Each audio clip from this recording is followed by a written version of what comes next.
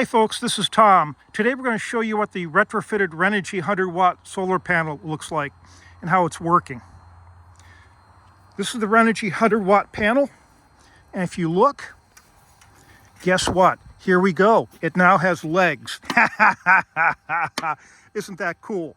So now instead of this thing laying flat down on the ground and not being able to stand it up, we can stand it up just like this. And there we go. Ta-da! If you look, now you can see we're actually fairly close to the sun instead of being at a sharp angle from it. And also what we've done is we've built a cable retrofit kit here too. We come out of here with MP4 connectors, and I've made a jumper here to go from MP4 to Anderson power pole. And the reason I've done this is typically what I do with my Harbor Freight panels is I go right straight back to the panels, replace the wiring, and I've got Anderson power poles coming all the way down it to the end of it there, and usually I have 20 feet of wire connecting the panel to the Victron controllers. The reason for that is you can take the panels and move them around. You can't do that with a stock Renogy. These cables right here, that's as long as they get, and they plug into a set of Ys, and you've got 4 panels essentially right close to each other, and there's just no wiggle room whatsoever. If you have a longer cable here, again, you can have a 20-foot long cable.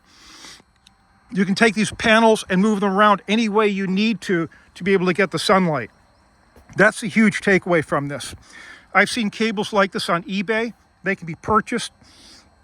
They can probably be purchased cheaper than I can put them together just because of the amount of time that I have to put into it.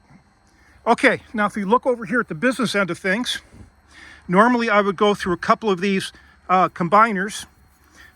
These are Blue Sea terminal blocks. This is an 8 connector one here.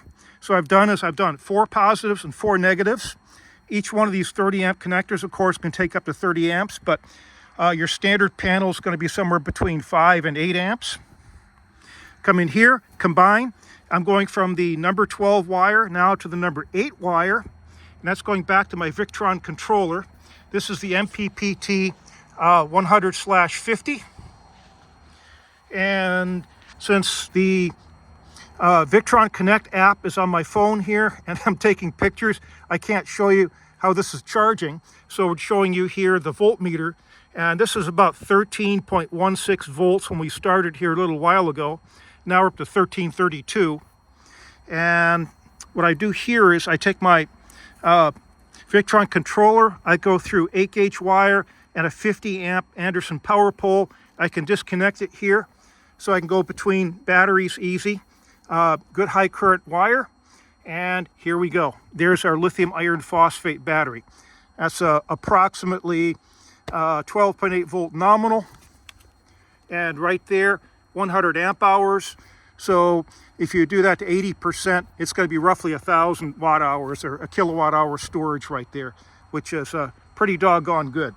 And typically I'll run that through a Victron inverter, either the 500 watt or the 1.2 kW inverter.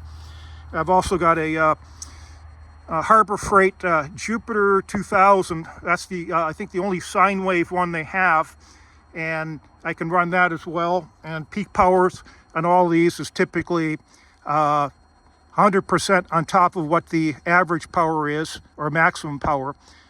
So if I've got a 2 kilowatt inverter, typically you've got 4 kilowatt of starting power, and that works out pretty good. Okay, this is it. Again, here you go. Leg kit and a cable extender kit. And now the Renogy becomes even more useful. Thanks for watching, folks.